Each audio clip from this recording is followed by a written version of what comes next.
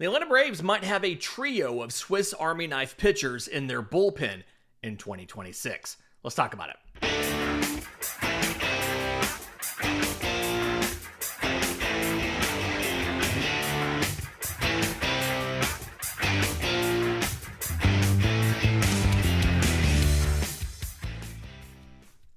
Yes, welcome on in to Braves Today for Tuesday, December 9th.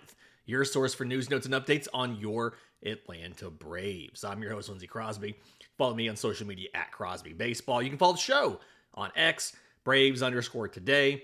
We have a Facebook page and an Instagram as well. And you can find all my written work, bravestoday.com. That's the Braves Today Substack, as this is both a podcast and a newsletter. We're probably part of the Believe Podcast Network and presented to you by FanDuel.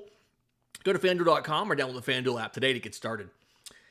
It's funny where the inspiration for a show, for a newsletter, for a podcast, wherever, comes from. On Sunday night's media availability with Alex Anthopoulos, it wasn't as heavily attended as normal. I feel like a lot of people were still traveling. So I jumped in and I asked Alex Anthopoulos a question about using starting pitching prospects in the bullpen. It's something that I've wanted the Braves to be more aggressive about doing. Like, imagine last year, Didier Fuentes, right? He struggled as a starter. What if instead of making starts, and their hand was forced there, right? They had a ton of injuries. They needed guys. But what if instead of making starts, he came out of the pen and he pitched, he still got 5 innings in a week, but it was 2 here, 3 there, and he was able to attack guys in the back half of a game that, is maybe either in hand or just completely out of control, versus being thrown into a start and trying to go 5 and not making it through. And, Alex agreed with me. Like, he thought the Braves, it's a great idea. He wishes the Braves could do it more. The issue is, it's just hard for a pitching prospect to get enough innings out of the major league bullpen to still get the development in that they would get by starting games in the minors. Makes sense, right? Just doesn't work out with the development the Braves are trying to put on these guys. It's not a workload thing, kind of like I thought. But in the course of answering that question, he said something really interesting about having guys who are flexible and having utility pitchers. He called them Swiss Army knives. The guys who can do a bunch of different stuff. And I've noticed that the Braves have a lot of guys like that on the roster right now. So let's talk about it. And the example for this clearly is Grant Holmes. We talked about Grant Holmes yesterday. AA talked about him at length on Sunday. He was very impressed with what Grant Holmes did in 2025. And if you think about the story of Grant Holmes, minor leaguer, drafted in 2014, doesn't debut until 2024. Spends a decade in the minors. Goes from a starter to a reliever. He debuts as a reliever. We let him try starting a little bit, and then we make him into a starter for 2025. Last year, 115 innings, 123 strikeouts, 3.99 ERA before the UCL tear took him down. Now, the 3.99 ERA is a little bit overstating his performance, right? Fielded independent pitching of 440, expected ERA of 452, walk rate 11%, barrel rate of 10.1%, right? Like, saying he was a 3.99 ERA guy is perhaps overselling what he did a little bit.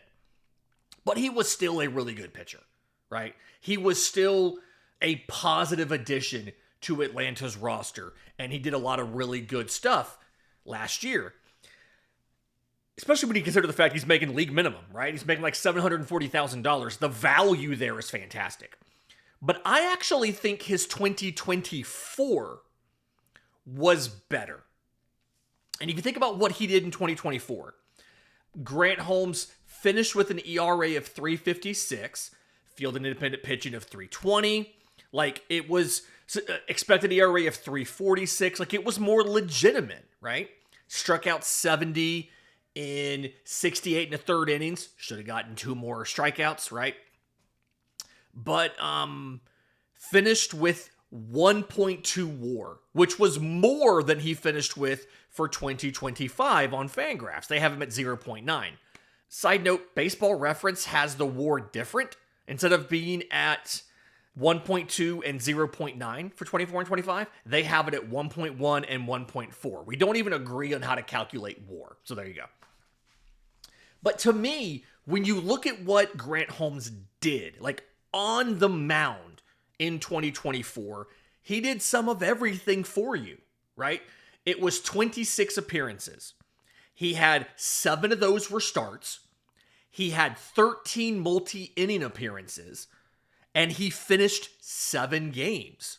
Like he had the same number of games that he started on the mound as games that he ended on the mound. He didn't pick up any saves. A lot of these weren't save situations. He did some of everything for you. And again, by Fangraphs WAR, that season, despite only throwing 68 innings, was more valuable than the 115 he gave you in 2025. And when you look at the way the roster is currently set up, and again, to repeat yesterday's show, Alex Anthopoulos is still looking to get a starter. He's just looking for what he calls an impact starter, right? Because of all of the positive health news, the Braves no longer feel like they need to add a number 5 starter who you pay $20 million and you get 150 innings of 4.5 ERA baseball. They don't feel like that's what they need. If they add a starter, they want it to be a postseason caliber guy. So, operating off of the assumption for this show that they don't add anybody into the rotation, you're in a situation where the final starter is likely either Bryce Elder or Hurston Waldrop. And AA talked multiple times in Sunday's conversation with us about the fact that Hurston Waldrop has options. And the options, ultimately, at the end of the day, mean that they can start him in Gwinnett and preserve depth. The decision is not Hurston Waldrop or Bryce Elder on opening day. The decision is Hurston Waldrop on opening day with no backup plan, or Bryce Elder on opening day with Hurston Waldrop available the first time any one of those 5 starters goes down. Like that, when you're doing the debate between the 2 guys, it's not either or. It's not one or the other. It's Bryce Elder and a high-quality depth option to replace your first injury versus Hurston Waldrop and sacrificing a depth option in Bryce Elder. And by sacrificing, you could maybe throw him in the pen. He's never worked out of the bullpen. I don't even think he's done it like in the minors other than coming in behind a rehabbing major leaguer. So I don't know how he would do in the pen. It's a complete unknown here. But for the sake of this conversation, for the sake of this show, and for the newsletter I wrote that came out this morning, let's assume that Hurston Waldrop is starting the season in Gwinnett, and Bryce Elder is that number 5 starter. And I know that's not going to make any of us happy. Maybe he started throwing the cutter I've been asking him to throw. Maybe he finally listened to me and he said, hey, I'm going to start throwing this cutter because Lindsay wants me to throw a cutter. And that's the key that he needs to be the guy who put up all the quality starts in September and not the guy who got blown up by the A's or the White Sox, right? If that is the scenario, and I'm not going to be thrilled if that's the scenario. Let's be clear. I am not trying to make excuses for this front office. I'm not in the business of doing that. But if that's the scenario, let me tell you why the utility pitcher thing could work out in Atlanta's favor. We'll do that next, right here on Braves Today. But first, today's episode is brought to you by our friends at Encase Cards, custom trading card manufacturer. Love these guys and what they do. You upload your source photos, youth sports, wedding photos, whatever it could be. Use their online design tool, design your card however you want it. Graphics, background, the holographic options, all of those things on there. You view your proof. If you need help with it, they've got white glove service. If you like it, you send it to the printers, their designers check it out and clear it just to make sure you're good. They print it, on high quality cardstock, they slab it, they put it in a convenient plastic frame and ship it to you. Encasecards.com is the website to go design your own card, check out all the different options. Code BRAVES today gets you 30% off your order. So again, encasecards.com, ncasccards.com, promo code BRAVES today. Welcome back to Braves Today, Lindsey Crosby. Okay, let's talk about the benefits of having the utility pitcher. Grant Holmes did everything. And next year, you're set up to kind of have three. And this is something, I don't think this is exactly why they did this, but this is a thing that Jeremy Hefner, the new pitching coach, also likes. We did a whole show about how excited, as an amateur pitching nerd, I was to hire Jeremy Hefner. Because a lot of the ideas that he has are a little more modern and a little more cutting edge than some of the stuff the Braves were doing. And one of his big things, he likes pitchers who have wide arsenals. That's why Pierce Johnson and Tyler Kinley were likely guys that Atlanta was okay potentially not bringing back by declining their options. Because they are guys that threw really one pitch a majority of the time.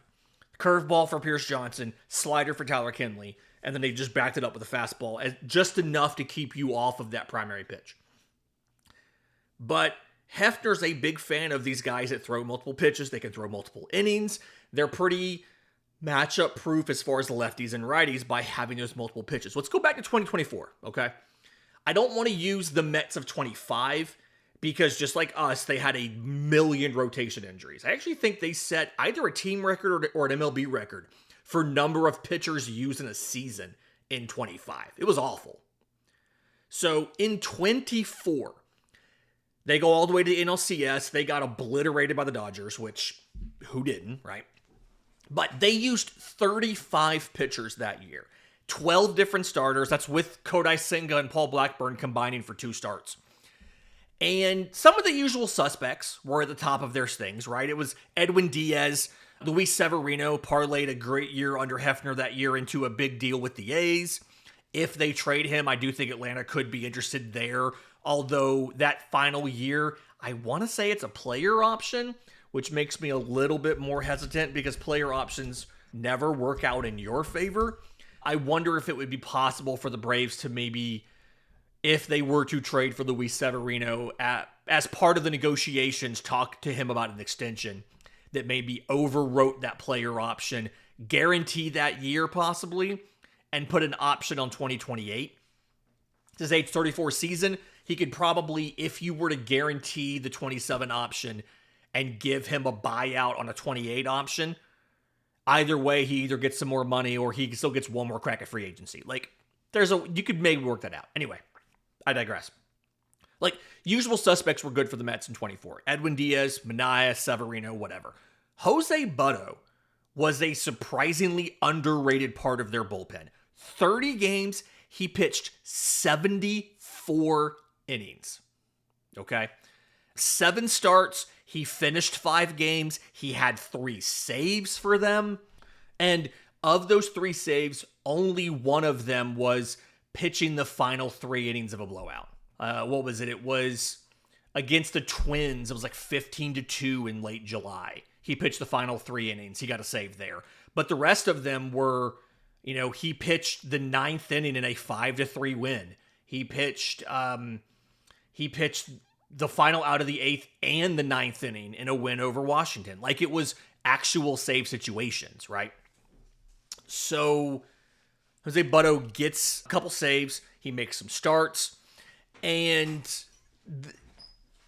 Jeremy Hefner figured out he would be good at this really early. There's a quote in The Athletic from Tim Britton covers the Mets, where Hefner's talking to Britton in spring training about how Jose Butto has used the starting opportunity they gave him at the end of 23 to just become a different dude. He called him a monster on the mound, and how he got very aggressive at attacking guys and trying to get outs.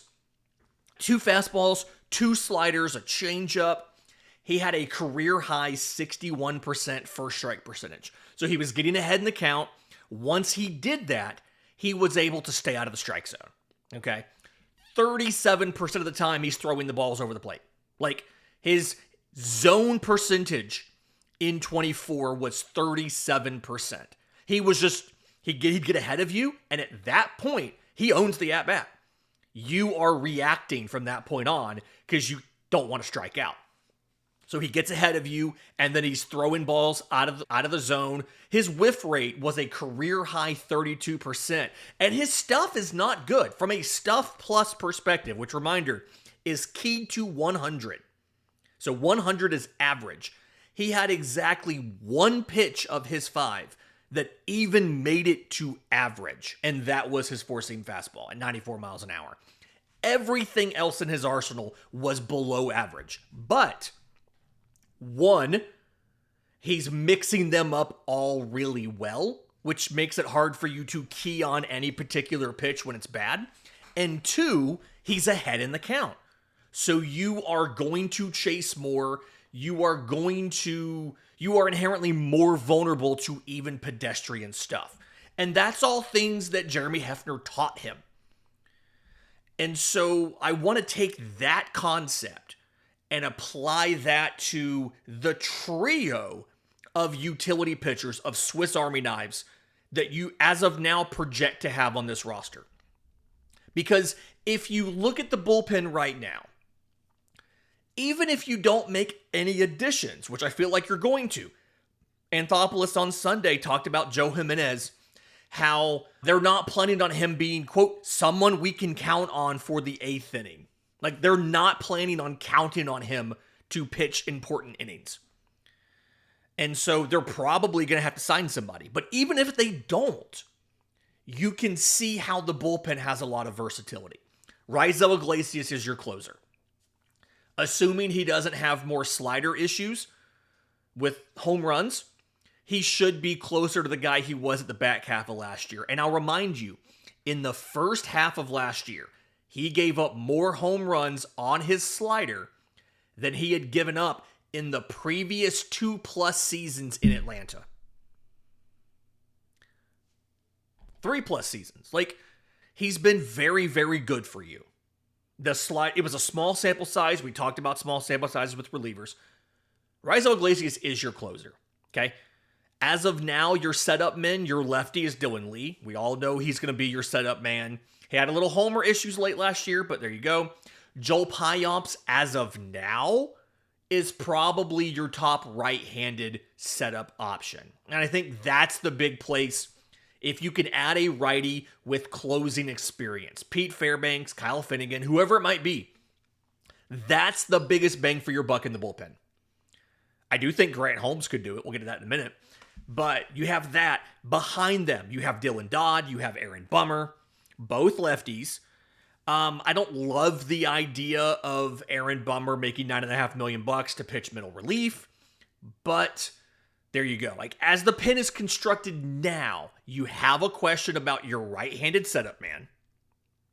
Joel Payamps, again, inertia, he has the job, but you'd like it to be somebody better. That's the place to improve. But even if you don't sign anybody else, you still have 3 utility pitchers in Grant Holmes, and Jose Suarez, and Joey Wentz. Holmes is a righty. I do think Grant Holmes has enough dog in him to be that right-handed setup man. If you need somebody to come in the 8th inning, face a couple lefties, face a couple tough hitters, right, a tough stretch in the lineup there, and get you some outs, I do think that Grant Holmes could be that guy. But Joey Wentz and Jose Suarez and Holmes, really, if you have a setup man, a righty setup man, All three of these guys can be really great utility pitchers. Let's break these guys down next, right here on Braves Today. But first, today's episode is brought to you by our friends at FanDuel. Listen, every sport but baseball feels like it's in right now. Basketball's in, NFL is in, hockey is in, college football is not fully in. Like, the regular season's almost over unless you're Army-Navy. Great game, by the way. I love that game every year. Army-Navy. The Army-Navy game is one of the best games of the year, and we always, and like in my house, 1, we watch Army-Navy. 2, we support our troops by running the triple option. Like, that is what we do. Navy's a 6.5-point favorite, so go check that out this weekend. But in the meantime, if you want to get started with FanDuel, please do it responsibly, 1. But visit FanDuel.com or download the FanDuel app today. Ton of options. Player props, live spreads, money lines. Any possible way you want to get involved, they have it. FanDuel.com or the FanDuel app. And thank you to FanDuel for sponsoring Braves Today. Final segment of Braves Today, Lindsey Crosby. Let's talk about Suarez and Wentz. Okay, let's talk about how this could potentially work. Because, okay, so Joey Wentz, he was your first-round pick of yours in 2016. Came back, he was waived twice in the span of a month. Like, the Twins waived him, and then this same date a month later, the Pirates waived him first, and then the Twins waived him. Same date a month later. Atlanta put him back into the rotation. First time he had been a starter since 2023. He had a 4.92 ERA, which isn't awesome, mind you, but the underlying stuff, much better. Expected ERA, 4.25. Fielded independent pitching, 3.43. This is very hard for me to say, so I want all of you to if you're not driving right now, make a note of this. A lot of attention was given to Joey Wentz, Atlanta ramping up the usage of his cutter. That is not what they did. It was not his cutter. Joey Wentz explained late in the year last year, and we strive for accuracy on this show, but more than anything else, that it's actually his slider. His cutter is a different pitch. The initial reason it was reported as a cutter was it was reading wrong on StatCast, and they got that fixed. If you pull up the Joey Wentz StatCast page for 2025, and you do all of the options where you can sort, like it shows you the usage, right? 8% cutter usage, 26% slider usage. But if you do the breakdown where you can put in for the single season for 2025 by game how much he used the cutter, he didn't throw it after June 12th. The first game with Atlanta after being claimed, I think it was July 12th or so, 58% slider usage. This is incredibly hard for me to admit. I am a cutter propagandist. I literally have a graphic. There's you on YouTube because it is now. I want you to throw a cutter. I am a cutter propagandist. But let's be clear. We strive for accuracy on Braves Today. Joey Wentz was not throwing his cutter. He was throwing his slider. Took a lot for me to admit that, okay? I could have just run with the cutter propaganda and nobody would have been the wiser. But listen, I am here to give the people what they want, and the people want truth. Okay, so on the season for Joey Wentz, 39 games, he started 13, he finished 9. With Atlanta, he twice got into the 7th inning. He was stretching out in the season. Like, he was stretching out as we were actively going through the year. He was just starting for the first time since 2023, trying to go as deep as possible into games, and was doing a pretty decent job. The first outing with the Braves on the 12th was 3 innings in middle relief, Then he started and went 4. Then he went 4 1/3. Then he went 6 2/3 shutout with 1 hit against the Royals. Like, he was stretching out in real time. Struck out like 23% of opposing hitters.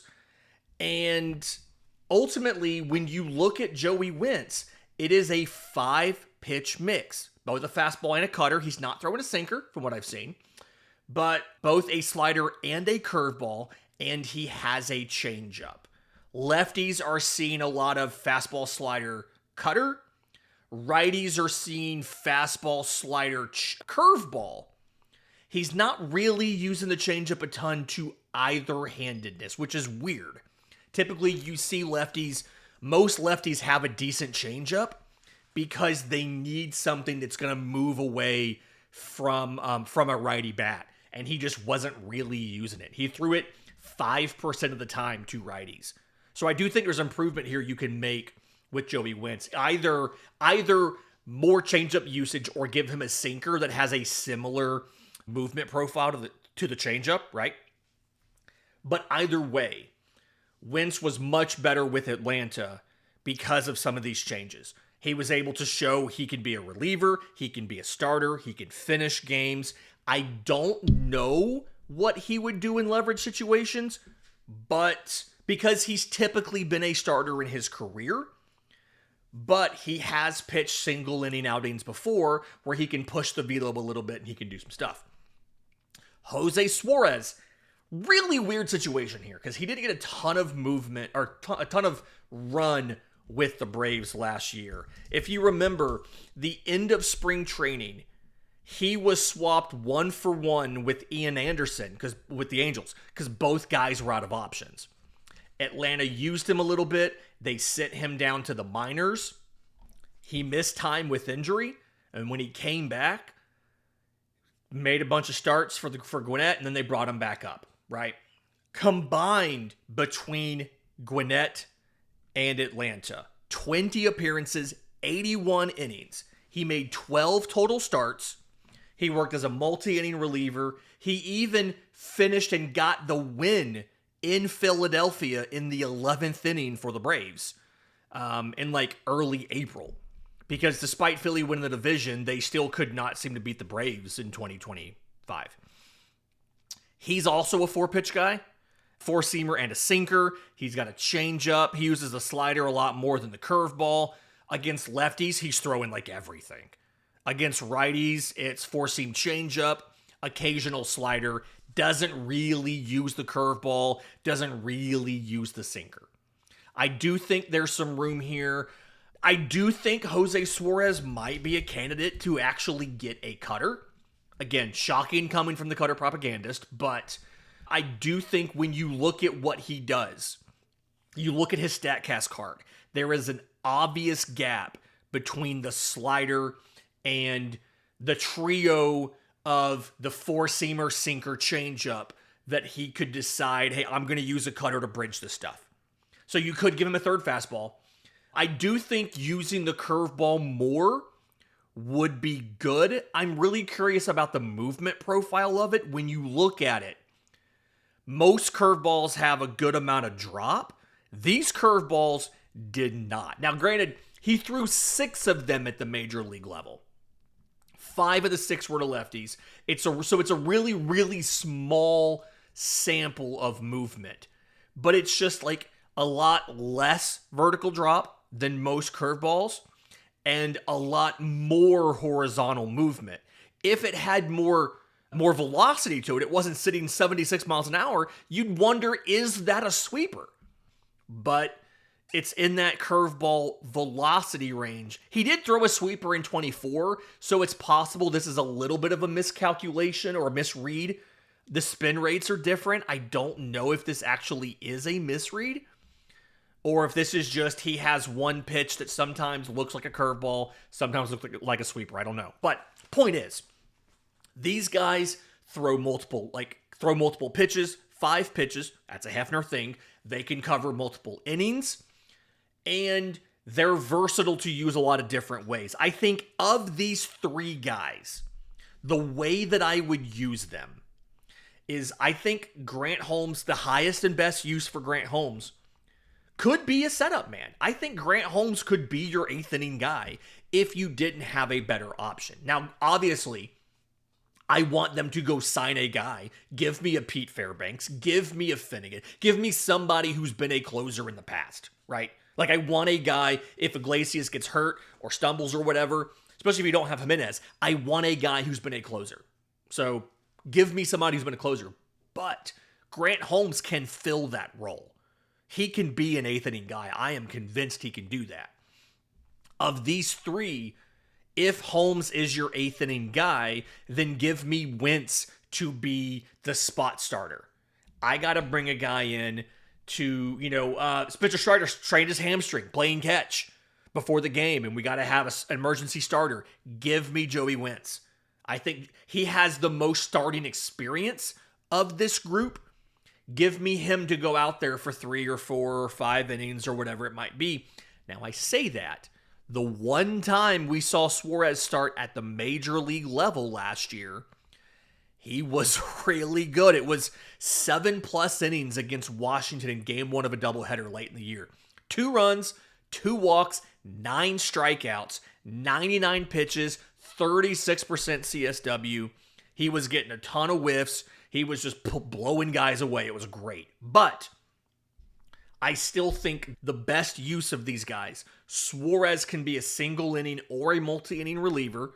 He has the most experience doing that. Wentz can be your emergency, your spot starter.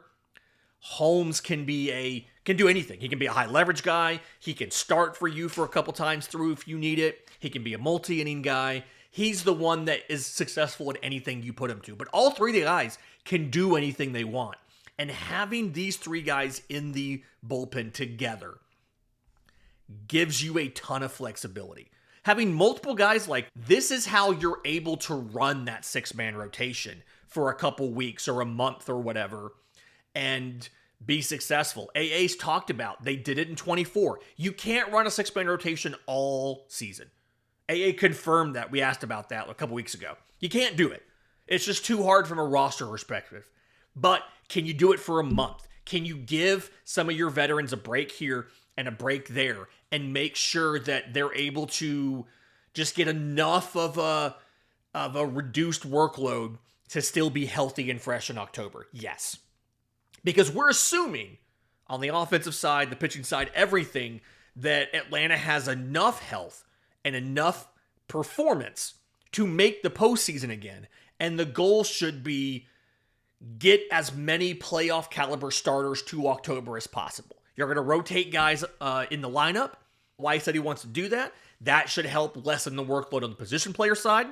Same thing on the pitching side. You can use this trio of guys. You could have a day, if you're coming up on the end of a road trip, you have a day off coming, and all 3 of these guys haven't thrown a ton recently, you can say, hey, we're going to give each of you guys 3 innings. You guys are going to take this game. We're going to give everybody else a day off. Like, you could just skip a start for somebody by using these guys in relief. Having 3 guys like this gives you a ton of flexibility in your back end, gives you a ton of ability to weather short-term injuries, right? Not something that puts a guy on the IL, but like, hey, Sale woke up with a sore back. He can't make his start today. Okay, we'll throw Suarez and Wentz to combine for 6 innings to replace what Sale would have done and then go to our pen like normal, right? We have a doubleheader coming up and we need an extra start. You can bring a guy up from Gwinnett for that. Or if you need to, you can just throw Suarez or you can throw Wentz or throw Holmes or whatever. So I love this adjustment by Atlanta. And this isn't entirely intentional. Some of this is they have guys who they've used as starters in the past. But it's still a really great development because it gives you more injury resilience. At the end of the day, that's the thing that we need. We saw in 24 what the injuries did to the offense. We saw in 25 what the injuries did to the pitching staff.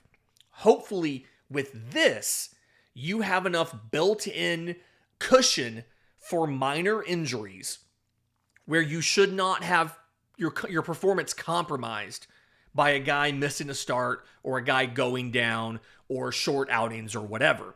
And now the question is, can you find a shortstop so that Mauricio Dubon can be your primary injury insurance on the offensive side. This has been Braves Today for Tuesday, December 9th. Do me a favor. If you're listening on audio, a 5-star review would be fantastic. Apple, Spotify, wherever you get your podcasts. If you're watching on YouTube, subscribe to the channel, hit the notification bell so you know when we go live with the next episode. And until next time, this has been Braves Today.